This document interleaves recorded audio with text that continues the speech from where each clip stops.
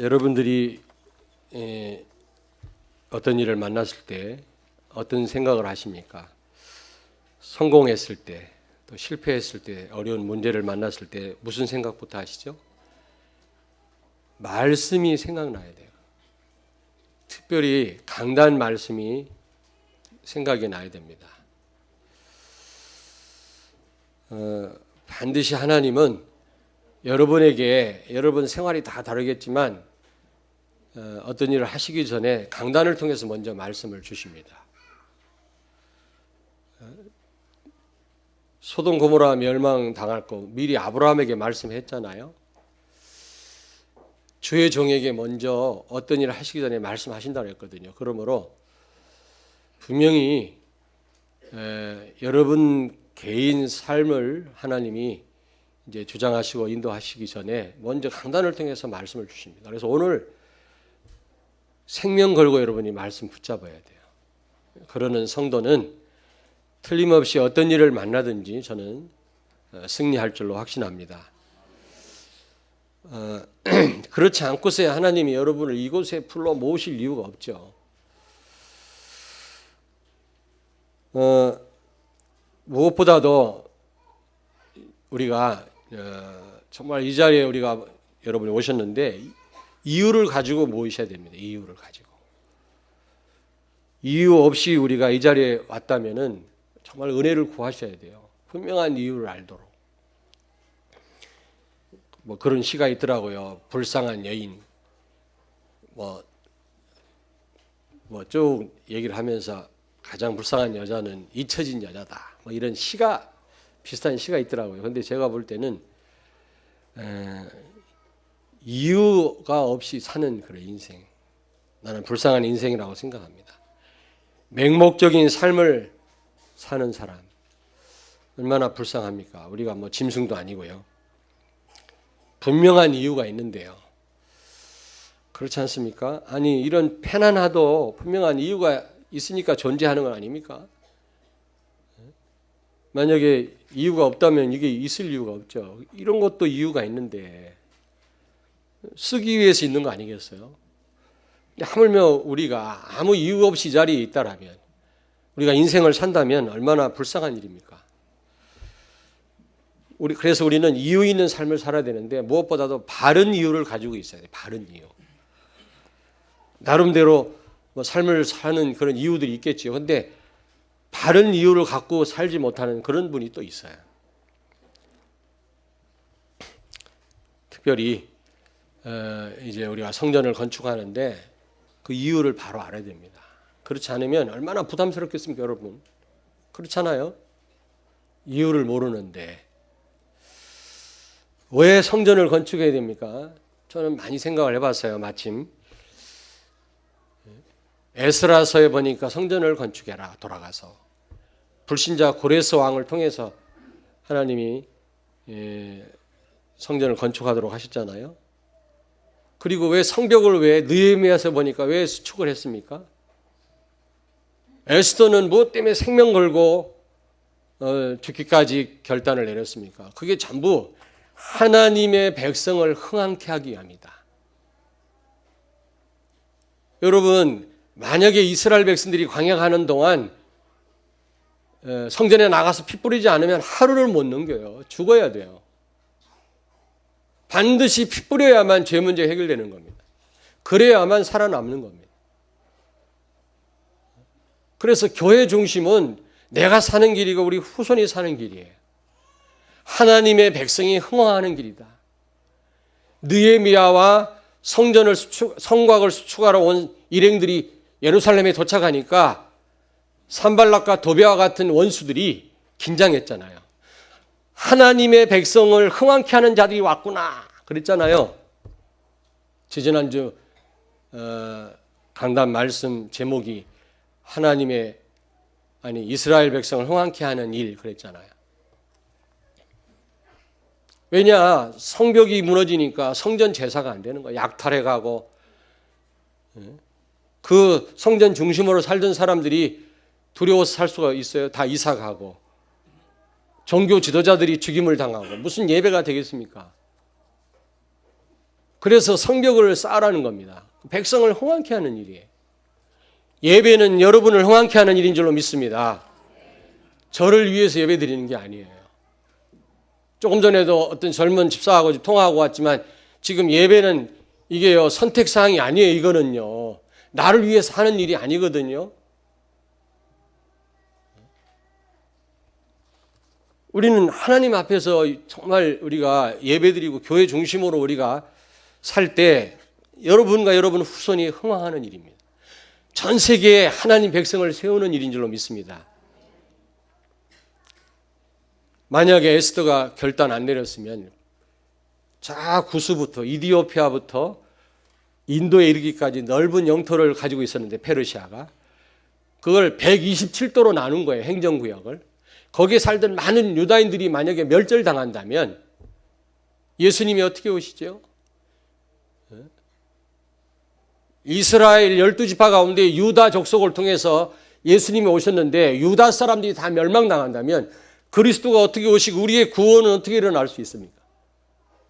사단의 전략이라.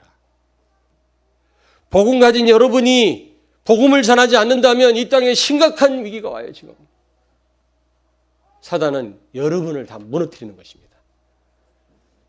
이미 복음 모르는 사람들은 내팽개쳐 놨어요. 지금 여러분이 주의 타켓이라.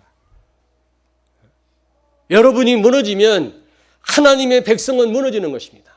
전 세계 하나님의 백성. 신들러 리스트라는 영화를 봤어요. 스티븐 스필버그가 만든 영화인데 참 영화 잘 만들어. 어떻게 주라기 공원 같은 영화를 만드는지 몰라. 우리 차 만들어서 그 차를 파는 것보다 영화 한 편 만드는 게 수입이 더 많다는 거 아닙니까? 이 복음 가진 이런 영화 감독, 복음 가진 문화인들이 많이 나와야 되거든요. 그렇지 않습니까? 우리가 무슨 돈이 많아야 세계복음 하는 거 아니지만 세계복음 하는 일이 얼마나 경제가 필요합니까? 봉급 받아서 드리는 헌금만 가지고는 우리가 어렵잖아요. 근데 그 신들러 리스트에 보면은 이 신들러라는 사람이 신 들린 사람이 아니고 신들러. 그러니까 영화를 봐야 말이 통하지. 이게 참 좋은 영화는 꼭 보세요. 저는 좋은 영화는 봅니다. 꼭. 그런데 독일 사람인데 사업하는 사람인데 그 자기 사업하는 그 공장에 유대인들을 취직을 시키면은 학살을 안 당해요. 가스실에 안 가요. 가스실에. 어쨌든지 유대인들을 살리려고 막 말도 안 램비 같은 거 만들고 필요도 없는 물건을 막 만들어 공장을 확장해가지고 막 그 유대인들을 포로 수용소에 있는 유대인들을 빼서 쓰는 겁니다. 거기서 일하는 동안은 끌려가지 않아요. 죽임당하지 않아요. 어쨌든 유대인들을 보호하려고. 독일 사람인데 뭐 그냥 무슨 사람을 장난감 취급하듯이 막 총을 쏴서 죽이고요. 사격 연습을 유대인들을 향해서 사격 연습하잖아요. 그 영화에 보면 일하는 여자를 조준해가지고 쏘잖아요. 독일군 장교가. 완전히 이거는 뭐 사격 연습하는 거라 이게. 그렇게 유대인들이 학살당했네. 그 가운데 이 신들러라는 사람은 유대인들을 보호하려고 생명을 유지시키려고 자기 공장에 취직을 시키는 겁니다. 그러다가 이제 전쟁이 끝나고 연합군이 승리하고 이제 독일이 망하는데 그때 신들러 때문에 남은 그 유대인들이 있어요. 영화 맨 마지막에 보면 그 남은 신들러라고 하는 독일 사람 통해서 살아남은 유대인들의 후손들이 그의 무덤을 참배하는 것으로 그 영화를 이제 끝내더라고요. 만약에 근데 신들러가 맨 마지막에 고백이 있어요. 몇 사람을 더 살릴 수 있었는데 내가 공장을 더 크게 했었으면 더 살릴 수 있었는데 또 그런 사람도 없죠 또. 근데 그 살아남은 자가 자손을 낳아갖고 자손들이 무덤을 참배하는 그런 내용으로 끝을 맺더라고요. 만약에 신들러라는 사람이 없었으면 독일에 있는 유대인들은 다 죽임당했겠죠. 그의 후손들이 이 땅에 남아 있을 수가 없겠죠. 여러분이 망해버리고 여러분 후손이 망해버리면 이 땅은 소망이 없어요. 소망이. 복음이 없다는 말을 좀 명심하세요. 여러분요. 없다니까, 진짜 없다니까. 이런 얘기하면 또 시험 들어 또. 복음만 말하시지 목사님 왜 다른 기존교회를 없다니까. 참 안타깝네. 만약에 복음이 있으면 내가 합동측 교단, 큰 교단에 있지 뭐하러 내가 이 교단에 와서 축복을 누립니까? 부산 남부민교회에서 오라고 그랬어요. 한 1000명 모인 교회에서 제가 이 교회 개척하기 전에 가장 좋은 차 사드릴 테니까 그랜다이저 사줄 테니까 오시라고. 안 갔어요. 제가요. 그 율법에 찌들린 교인들하고 평생을 내가 가서 싸워야 되겠습니까? 내가. 복음 안에서 여러분 만난 거 아닙니까? 그래서 제가. 여러분이 흥황하지 않고 여러분 후손들이 살아남지 않고는 이 땅에 소망이 없다라는 거. 바로 이 성전 건축은 바로 하나님의 백성을 흥황케 하는 것입니다. 여러분이 만약에 집이 없었다면 어디서 자녀를 낳고 자녀를 키우고 양육하고 공부를 시키고 그럽니까? 천막 치고 산속에 가서 그렇게 할 수 있어요? 어떤 분이 그러더라고요. 영적으로 얻어먹었으면 양심이 있어야지. 11조 해야 될 거 아니냐. 영적으로 그렇게 얻어먹었으면. 여러분 밥 한 그릇 얻어먹어도 저 언제 갚아야 되겠다 이런 마음이 들잖아요. 사실은 여러분들한테 너무 많은 제가 대접을 받았지만 여러분 일일이 갚을 수가 없어요. 너무 많아서 숫자가. 핑계예요, 핑계. 그렇잖아요. 그러나 제가 다른 사람에게는 합니다. 목사님들에게는 하고 어려운 분들에게는 합니다. 제가. 하나님 아시니까. 여러분들에게는 못하지만 뭐 받은 게 있으면 하고 싶으면 그걸 해야 되고 몇 번 대접받아서 한 번은 내가 대접해야 될 거 아니겠어요. 여러분 밥 한 그릇하고 비교할 바가 있습니까? 영적으로 여러분이 그리스도를 알고 십자가의 그리스도를 알고 여러분 자녀들이 이 복음으로 각인돼 나가는 이게 보통 축복이에요. 영적으로 얻어먹었으면 하나님을 위해 헌신해야 될 거 아닙니까? 하나님의 백성을 흥왕케 하는 일.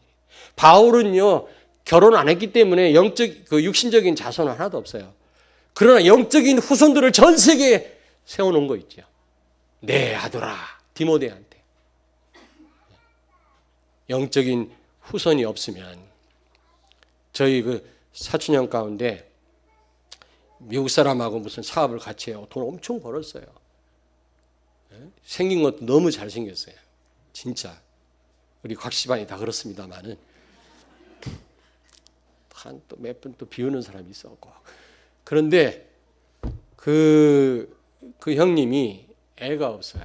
애 없다고 다는 아닌데 제가 그분만 만나면 아주 그냥 찐득이처럼 들러붙어서 막 예수 믿으라고 해요. 너무 안 됐어요. 돈은 엄청 많은데 예수 모르니까. 그렇게 잘생겼는데 그 형수님도 나이 먹으니까 별 볼 일 있습니까? 사람이 늙으면 볼 것도 없지 뭐. 복음 없으면 볼 것도 없잖아요. 그래서 제가 막 그냥 그 형님만 만나면 따라다니니까 아주 나만 보면 막 지겨워 막 도망가요 막. 그러니까 우리 형님도 옆에서 같이 또 편들어요. 야! 곽여선 목사 좀 가만둬라 좀. 얼마나 욕을 하는지 우리 형이. 내 속을 몰라서 그렇지. 저 사람이 구원받아야 되는데. 근데 왜 안 됐습니까? 후손들이 없는 거예요. 없어요. 같이 슬퍼하고 같이 부모와 짐을 같이 지고 보람을 느끼고 부모 자녀에게 나누고 이런 뭐가 없다니까. 여러분 만약 영적인 우리 후손이 끊기고 없다면 이 땅이 어떻게 되겠습니까? 그러므로 저는 이 에스더서나 느헤미야서 성벽을 수축한 거나 성전을 세운 일은 하나님의 백성을 흥왕케 하는 일이다. 전 세계 하나님의 영적인 자녀를 우리가 찾아 세우는 거다. 그렇다면 너무너무 중요한 이 이유를 알고 우리가 이 일에 참여를 해야지. 그렇지 않으면 얼마나 부담스럽겠습니까 이게. 그렇잖아요. 어쨌든 우리는 이유 있는 신앙생활, 이유 있는 삶을 살아야 될 줄로 믿습니다. 맹목적인 삶을 살면 안 돼요. 오늘 여기 보니까 마귀가요, 하늘나라 회의에 참여하는 것 같아요. 보니까 회의가 있나 봐, 하늘나라에. 하나님이 이제 회장이시고 아브라함, 이삭 참여하는지는 모르겠습니다만은 어쨌든 하나님의 아들들이란 말은 뭐 천사도 의미하겠고요. 거기에 뭐 누가 참여하는지는 안 나와 있으니까 알 수는 없어요. 또 꿈에서 봤다고 하지 말고 또 거기에 또 누가 막 에스겔이 참여하더라 내가 보니까 이런 말 좀 제발 하지 마시고 어쨌든 그 하늘 나라에서 회의가 열렸는데 마귀가요 좀 늦게 왔어. 좀 지각이 와가지고 하는 얘기가 저 세상에서 내가 갔다 왔는데 욥이라는 인간이 하나님을 너무너무 경외하고 사랑하는데 그 뭔가 까닭 없이 그렇게 하겠습니까? 뭔가 까닭이 있으니까 하나님을 저렇게 사모하고 하나님을 경외하지 만약에 그렇지 않다 하나님을 저렇게 사랑할 수 있겠어요? 참소한 거예요 하나님 앞에. 그랬더니 하나님께서 뭐라고 말씀합니까? 그러면 네가 한번 가서 마음대로 욥을 가서 공격해봐. 하나님이 벌써 욥을 믿은 거예요. 그 정도는 돼야지 우리가. 우리를 보시고 그런 마음이 있어야. 그렇지 않습니까? 여러분 사단이 생각할 때 욥이요 하나님을 경외하는데 거기에는 뭔가 이유가 있다고 생각했어요. 사단이 생각할 때. 그 이유가 뭡니까? 소유의 축복입니다. 여기 10절에 보니까 엄청난 부자였다고 그랬어요. 욥이요. 굉장한 재물이 많았고요. 또 아들, 딸이 10명이라고 그랬어요. 그때 당시는 아들이 많은 게 이게 큰 축복으로 알았습니다. 왜냐하면 무법천지기 때문에 힘 있는 남자 아들들이 있으면 굉장히 보호를 받고 든든했죠. 그리고 많은 종들을 거느렸다고 그랬어요. 그게요 부자라는 증거거든요. 하나님이 이렇게 육신적으로 축복을 주고 잘되게 하니까 욥이 하나님을 경외하는 건 당연한 거 아니겠습니까? 마귀가. 그러면 가서 한번 다 네가 한번 빼앗아 가봐. 생명 건들리면 다 빼앗아 가. 욥이 어떻게 하는지 한번 가서 해봐. 하나님께 허락을 받고 지금 욥이 가진 모든 것들을 빼앗아 가죠. 소유를. 모든 재물이 하루아침에 다 불에 타버리고 약탈당하고 10명의 자녀들은 죽임을 당하고 지금 완전 지금 쪽박을 차게 됩니다. 근데 욥은 하나님을 배신하지 않았다고 그랬거든요. 여기 말씀 보니까. 야, 저렇게 하나님이 욕심적으로 복을 주니까 저 욥이 하나님을 경외하는구나 이렇게 생각을 한 겁니다. 마귀가. 근데 이제 가서 다 빼앗는데도 하나님을 원망하지 않고 욕하지 않으니까 실패했잖아요. 다시 와갖고 또 하나님께 또 참소하는 겁니다. 하나님, 그에게 건강을 주니까 하나님을 경외하는 거지. 건강까지 빼앗아 가면 장사 없습니다. 반드시 하나님 원망할 겁니다. 여러분 몸이 너무 아파 보세요. 잘 치유 안 되는 그런 병 오면 그 심정이 어떻겠습니까? 여러분? 건강을 주니까 저런 거 아니냐. 그래가지고 여기 4절, 2장 4절 5절을 같이 읽습니다. 2장 4절 5절. 사탄이 여호와께 대답하여 이르되 가죽으로 가죽을 바꾸오니 사람이 그의 모든 소유물로 자기의 생명을 받고 올지이라. 이제 주의 손을 펴서 그의 뼈와 살을 치소서. 그리하시면 틀림없이 주를 향하여 욕하지 않겠나이까. 이제 건강을 치면 이제 분명히 하나님 욕할 거다. 원망할 거다. 시험 들을 거다. 그래서 아주 이제 여기 7절에 보니까 사탄이 이에 여호와 앞에서 물러가서 욥을 쳐서 그의 발바닥에서 머리 끝까지 종기가 나게 하신지라. 옛날에는 종기로 죽은 사람 많다고 그러더라고요. 요즘은 뭐 그렇게 심각하지 않습니다만 옛날에는 그걸로 죽는 사람 많대요. 그러니까 막 얼마나 몸이 아프고 통증이 오고 가렵겠습니까? 막 질그릇 조각으로 막 몸을 긁었다 그랬어요. 그런데도 여기 10절을 같이 2장 10절 같이 읽습니다. 그가 이르되 그대의 말이 한 어리석은 여자의 말 같도다. 우리가 하나님께 복을 받았은즉 화도 받지 아니하겠느냐 하고 이 모든 일에 욥이 입술로 범죄하지 아니하니라. 가장 가까운 와이프까지도 하나님 원망하고 죽여버려라 하고 집 나갔는데 욥은 입으로 범죄하지 않았다 그랬어요. 마귀가 막 KO패를 당한 거지. 그랬더니 이제 마귀가 또 그런 겁니다. 저 생명까지 빼앗아 가면 여기 4절에 2장 4절에 가죽으로 가죽을 받고 오니 앞에 가죽은 재물이고 뒤에 가죽은 생명이거든요. 생명까지 빼앗간다면 여러분 죽음의 어떤 그런 위기 앞에 우리가 있다면 하나님 의심하고 원망하지 않겠냐. 왜 내가 죽어야 됩니까? 왜 다른 사람 많은데 왜? 이럴 수 있잖아요. 왜 납니까? 이럴 수 있잖아요. 그의 생명까지 빼앗아 간다면 물론 하나님이 생명 건들지 말라고 했지만 중병이 걸렸을 때 내가 이러다 죽지 않겠나 이런 생각 가질 수 있잖아요. 그럼 하나님 원망하지 않겠나? 근데 욥은 그러지 않았어요. 그리고 욥의 아내가 뭐라고 그랬습니까? 여기 보니까 하나님을 욕하고 죽어라 말하고 집 나갔는데도 흔들리지 않았어요. 그리고 친구들이요 위로한다고 찾아와서 먼저 위로부터 해야 되거든요. 위로부터. 근데 와가지고 자기 기준 가지고 너 이래서 그래, 너 그래서 그래. 율법적인 기준 잣대를 가지고 욥을 자꾸 정죄를 하는 겁니다. 은근히 위로한답시면서. 욥이 지금 힘들어 죽겠는데 가장 가까운 친구들이 와서 여러분 인간관계에 어려움 당하면 우리는 실망하고 절망하고 하나님 원망할 수 있잖아요. 그렇지 않습니까? 저하고 관계가 어려우면 힘들걸요 아마. 신앙생활 안 될 겁니다. 내가 볼 때는 1000% 안 될 거야 아마. 그리고 저 사람 때문에 저 사람만 없으면 참 신앙생활 재밌겠는데 저 사람 때문에 저 사람 때문에 너무 힘들어서 말이지. 우리 와이프 때문에 너무 힘들어서 내가 걔는 쫓아낼 수도 있고 잡아먹을 수 있는데 와이프는 어떻게 할 수도 없고 이거 어떻게 하면 좋겠냐 말이야. 이거는 돌려놓을 수도 없고 말이지. 막 이럴 수 있거든요. 그럴 때 하나님 원망할 수 있거든요. 왜 저런 사람을, 왜 저런 여자를, 왜 저런 남자를, 왜 저런 목사님을 이럴 수 있거든요. 사람은. 친구들이 그렇게 와서 힘을 빼고 와이프가 저주하고 죽으라고 집 나갔는데도 그는 하나님 원망하지 않았어요. 왜냐?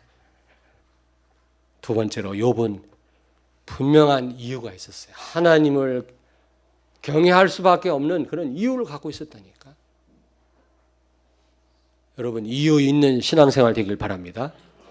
오늘 여기 이유를 가지고 나오셔야 돼요. 오늘 이 자리에.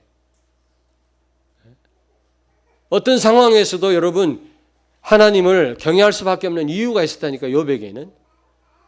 사단은 그 이유를 잘못 알고 있었어요. 육신적인 축복 때문이 아니었어요. 욥은요. 다른 이유가 있었다니까. 이런 하나님 그 원하시는 그런 바로 된 이유를 갖고 있다면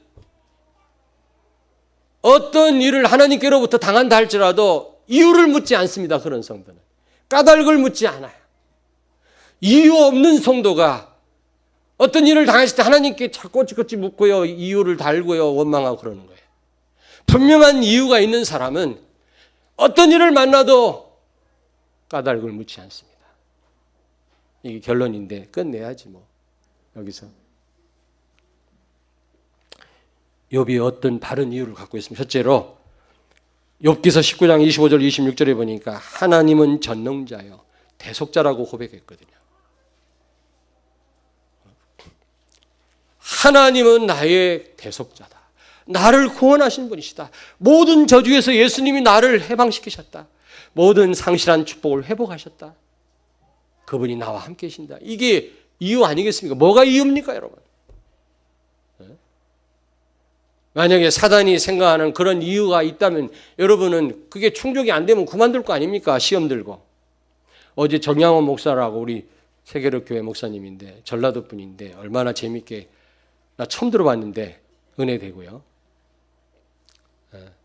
참 그 집중신학원이 참 좋다 이런 생각이 들더라고요. 좀 피곤은 하지만 얼마나 웃었는지 몰라요. 근데 그분 하는 얘기 뭐가 하나 꽂히자면 기독교인들이 삐지면 막걸리 한 잔 먹고 풀어라. 제발. 우리도 그럽시다. 막걸리 먹고 풉시다. 복음으로 안 풀리니까 막걸리 먹고 풀리자고 우리 제발. 삐지지 마시고. 나 그 말이 와닿더라고. 나 그 생각을 못했는데 이제 막걸리 먹고 푸십시다 우리. 저하고 기분 나쁜 분은 만납시다. 포장마차에서.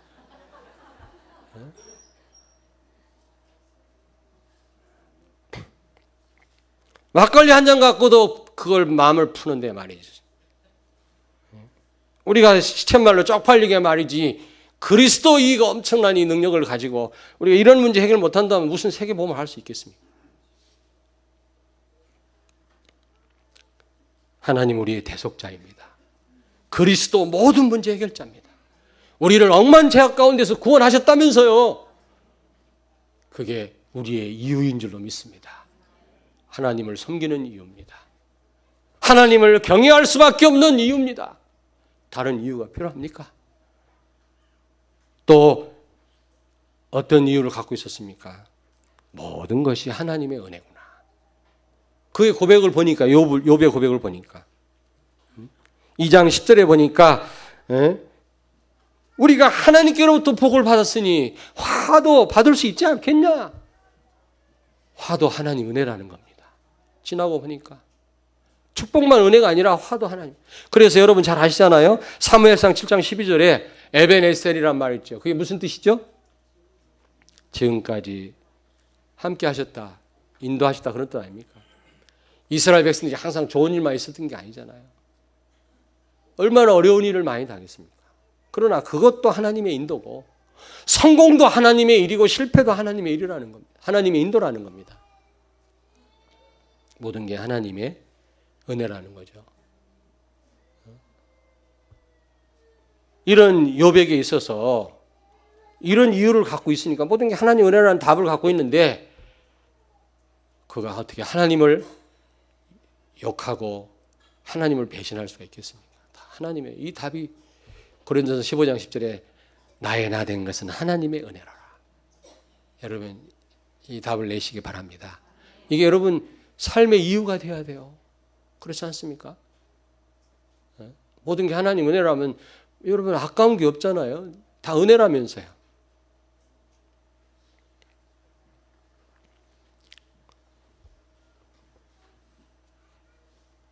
승리, 성공뿐 아니라 고난, 문제, 실패도 하나님의 인도라고 사무엘 선지자는 고백합니다. 에벤에셀. 지난날 가슴 아픈 일도 그게 하나님의 인도요.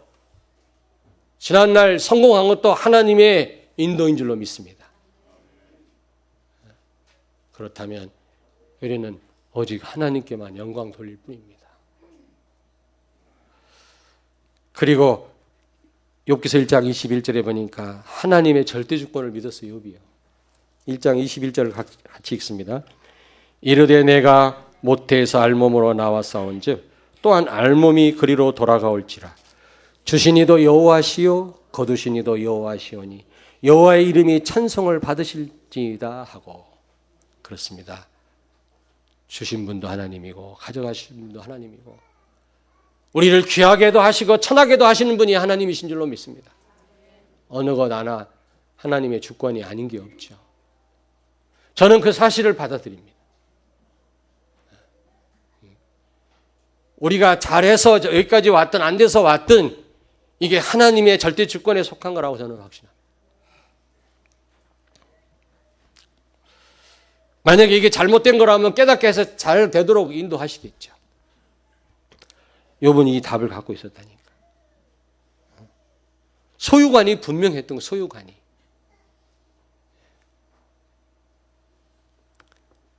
갈라디아서 2장 20절 이제 나는 십자가에 죽었고 내 안에 사는 분은 그리스도예요. 욥도 이 답이 있었다니까요. 나를 배속하신 전능자 하나님이 나를 분명히 인도하신다고 하는 이런 확신이 있었거든요. 그런 이런 분명한 어떤 이유를 갖고 있었어요. 여러분 안에 사시는 분은 그리스도인 줄로 믿습니다. 전적으로 맡기면 돼요. 이제 우리가 할 일을 맡기면 돼. 무거운 짐을 가지고 버스를 탔으면 버스 안에서 내려오면 다 갖다 줄 거 아닙니까? 왜 그거 들고 있어요, 무겁게? 그리스도께서 내 안에 대신 살아주신다는데 우리 맡기면 되거든요. 그렇지 않습니까? 그럼 목사님은 왜 이렇게 비실비실합니까? 다 맡긴다면서. 저는 다른 것 때문이 아니라 여러분과 내가 갈라디아서 2장 20절이 안 돼서 난 그것 때문에 지금 나는 괴로운 거예요. 다른 거 걱정하는 게 아니에요. 자꾸 자기 이름 드러내려고 그러고 자기 주장하려고 이것 때문에 나도 그렇고요. 내가 괴로워하는 거지. 내가 아픈 거지. 다른 것 때문에 아픈 게 아니에요, 여러분. 내가 왜 염려합니까? 물론 이것도 맡겨야지. 물론 고민한다고 될 일은 아니지만. 우리가 이제 유치에서 벗어나야 될 거 아닙니까? 유치한 데서 벗어나서 이제 빌립보서 1장 20절에 보니까 바울이 고백합니다. 살든지 죽든지 내 몸에서 그리스도가 존귀하게 되기를 원하노라. 이게 욥의 이유였습니다. 바울이 사는 이유였어요. 이게요, 바로. 이런 이유를 가진 사람은 어떻게 합니까? 어떤 상황에서도 하나님께 이유를 묻지 않습니다. 어떤 일을 당해도 하나님께 까닭을 묻지 않습니다. 어떤 상황에서도 하나님께 영광을 돌릴 뿐입니다. 여러분, 이유가 분명한 사람은 이유 없는 고난 앞에서도 하나님께 영광을 돌립니다. 마귀는 착각을 해가지고 까닭 없이 그러겠습니까? 욥을 축복하니까 그런 거지요. 다 뺏어갔는데도 욥은 범죄하지 않았다, 입으로. 이게 분명한 이유를 가지고 있는 사람이에요. 육신적인 이유를 가지고 신앙생활 하니까 원망이 많고 하나님을 등지고 그러지요.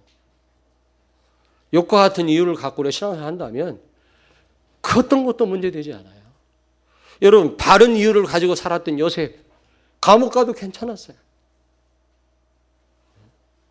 하나님이 어떻게 대우를 하시더라도 하나님의 손길은 이해가 안 되지만 하나님의 마음을 알았거든요. 여러분을 다루시는 건 다 달라요. 우리 신부, 우리 김한나, 우리 성도, 이제 김한나 이름 부르긴 좀 그러네, 이제 결혼해가지고. 우리 김한나 신부. 하나님이 다루시는 게 틀려요, 지금. 그 시간표가 따로 있거든.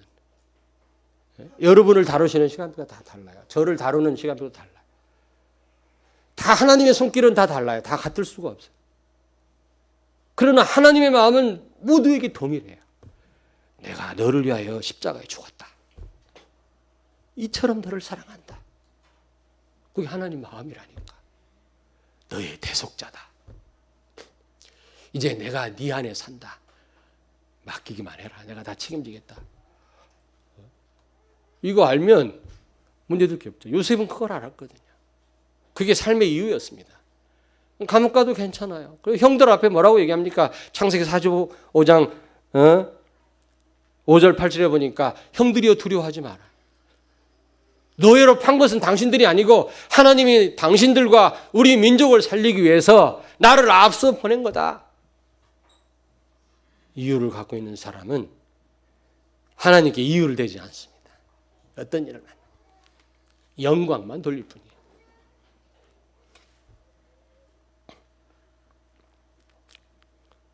여러분 혹시 어려움 당해가지고 계속 질문하는 분이 있습니까? 내가 왜 이렇습니까? 왜 이래야 됩니까? 그런 분 손 들어보세요. 이유 없어요. 그냥 영광을 돌리세요, 하나님께. 감사하세요. 다니엘의 세 친구가 그랬어요. 다니엘서 3장 17, 18절에 7배나 뜨거워진 용광로 속에 들어가기 전에 하나님이 계시다면 우리를 살리실 것이고 그리 아니하실지라도 우리는 우상 앞에 절하지 않고 들어가겠다. 이유를 묻지 않았어요. 하나님께요. 까닭을 묻지 않았어요. 육신적인 까닭에 여기 와 있다면 그것 때문에 여러분은 무너질 것입니다.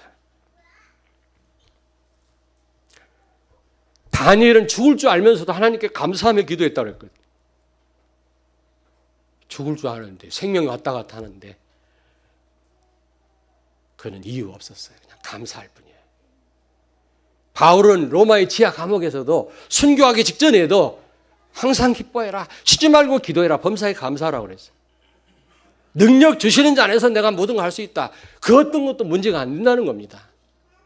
하박국 선지자는 외양간에 소가 없고 밭에 곡식이 없고 무화과 나무에 열매가 없고 포도나무에 열매가 없어서 나는 여호와로 인하여 즐거워한다고 했거든요. 망해도 괜찮다는 겁니다. 그는 분명한 이유를 갖고 있었거든요. 하나님의 절대 주권을 믿었거든요. 이게 이유였습니다. 전능자 하나님을 그는 확신했거든요. 그게 이유였어요. 여러분, 말씀을 마치겠습니다. 결론입니다. 이제부터 옆에 있는 분한테 서로 말씀하세요. 바른 이유를 가지고 삽시다. 이게 너무너무 중요해요, 여러분. 바른 이유. 바른 이유를 가지고 욥처럼 산다면 하나님이 하시는 일에 대해서 까닭을 묻지 않는 그런 사람은 반드시 하나님의 역사를 체험하게 돼 있어요. 욥기서 42장 5절에 보니까 욥이 뭐라고 고백합니까? 내가 이제 하나님에 대해서 귀로만 들었는데 이제는 내가 눈으로 이제 주를 배움나이다. 그런 사람은 틀림없이 응답받게 될 줄 믿습니다. 아멘? 아니, 틀림없어요, 여러분. 정말 분명한 이유를 가지고 하나님이 나를 어떻게 다루시든 이유 없이 감사할 수 있는 사람은 반드시 응답이 와요. 반드시. 여러분이 집중훈련 받는 거 중요하고 집중신학을 하는 거 중요하지만 이 답이 안 나와가지고는 열매 있을 수가 없습니다. 이제 좀 우리가 유치한 신앙에서 저도 모자란 인간이지만 벗어나십시다. 이제는 나를 나타내는 거 중단하시죠. 내 고집 피우는 거 중단하시자고요. 짓거리 많은 거 아는 거 가지고 우리는 이런저런 말 하지 맙시다. 이제는 우리는 어떤 상황에서도 하나님 앞에 감사하십시다. 아멘. 저는 다른 고민 없고 이 고민밖에 없어요. 진짜예요. 너무 생각하다 보니까 힘들더라고. 제가.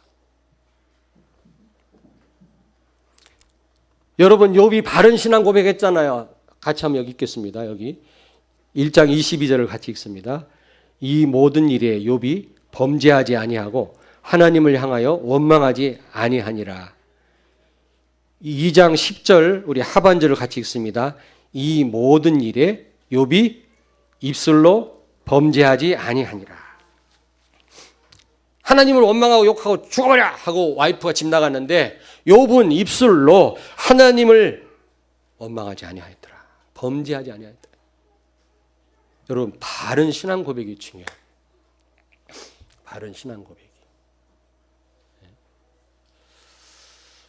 여러분, 이 바른 신앙 고백할 때 흑암이 무너져 버려요. 제발 이 사단은 제발 이 욥이라는 사람이 하나님을 원망하기를 원했겠죠. 꿈에도 소원이었겠죠. 하나님 앞에서 그거 보세요. 하나님이 이렇게 하고 싶었는데 여지없이 무너진 거예요. 흑암이. 여러분이 그렇게 되기를 바랍니다. 하나님이 그거 봐라. 임마.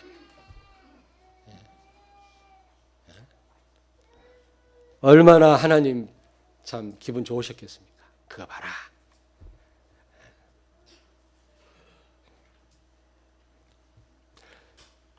그리고 욥기서 42장 10절에 보니까 갑절의 축복을 받았다고 했어요. 여러분, 사실 우리가 이유 있는 신앙생활, 하나님 앞에 이유 없는 신앙생활. 이거 잘 알아들어야 되는데 이해되셨습니까? 이유 있는 신앙생활, 하나님 앞에 이유 없는 신앙생활. 하나님 우리를 다루실 때, 이유 없을 때, 오직 감사만 하고 영광만 돌릴 때, 그리스도가 나를 통해 존귀해질 때 오는 응답은 또 육신적인 응답도 와요. 갑절의 축복을 받아요. 그런데 보세요 여러분, 100만 원 벌던 사람이 200만 원 벌면 그것도 뭐 대단한 거지만 1000억 벌던 사람이 2000억을 번다. 이건 엄청난 겁니다. 욥은 원래 부자였었어요. 그러므로 갑절의 축복이라는 것은 엄청난 겁니다. 이런 축복을 받은. 이삭이 받았던 100배의 축복과 버금가는 축복이라. 에게 그러지 마세요. 예. 근데 자식만 갑절의 축복을 안 받았어. 원래 10명이었는데 아들이 7, 딸 3명이었는데 그대로 7, 셋만 줬어요. 왜 그랬을까요? 왜요? 몰라? 천국에 있잖아. 없어진 게 아니잖아. 사람은 불멸이잖아요. 시작은 있지만 끝이 없는 존재가 인간이고 천국에서 없어졌으면 배로 주게 자식도. 근데 그 자녀들은 전부 천국에 가 있어요. 그렇기 때문에 갑절로 줄 필요가 없어. 10명만 딱 줬어. 이거를 또 쓰는 분이 있네. 그 뭐 무슨 상관이 있나? 여러분 그렇겠죠. 자녀의 축복이죠. 꼭 숫자가 아니라 여러분 자녀손들이 이 땅에서 잘 되고 번창하고 영화롭게 된다면 여러분도 영화롭게 되고 하나님 영광 돌릴 거 아니겠습니까? 내가 좀 고생했어도 우리 자녀가 잘 된다면 이것처럼 큰 성공이 어디가 있겠어요? 이런 축복을 주시겠단 말이지. 꼭 숫자가 아니에요. 우리 김한나 성도 애 좀 많이 나? 알았지? 그게 경쟁력이라고 그랬죠. 아무튼 여러분 오늘 까닭 없이라고 하는 이런 제목으로 말씀을 나누는데요. 어떤 욕심적인 이유 말고 진짜 욥이 가졌던 그런 이유가 있는 그런 신앙생활 여러분 하게 되기를 주의 이름으로 축원합니다. 기도하겠습니다. 하나님 아버지 은혜를 감사합니다. 우리에게 왜 살아야 하는지 어떤 이유를 가지고 신앙생활을 해야 되는지 바른 이유를 알게 해주신 것을 감사합니다. 하나님은 나의 대속자시요 예수님은 구속자시요 지금도 내 안에 살아 계셔서 나를 완벽하게 인도하시는 분이신 줄로 믿습니다. 모든 게 하나님의 은혜이며 하나님의 절대 주권을 믿습니다. 이제 욥과 같이 이런 바른 이유를 가지고 어떤 가운데서도 이유 없이 하나님 앞에 감사하는 삶을 살게 해 주시옵소서. 그래서 우리 주변에 흑암이 무너지게 하시고 욥이 받았던 증거들이 있게 해 주옵소서. 예수님 거룩하신 이름으로 기도하옵나이다. 아멘.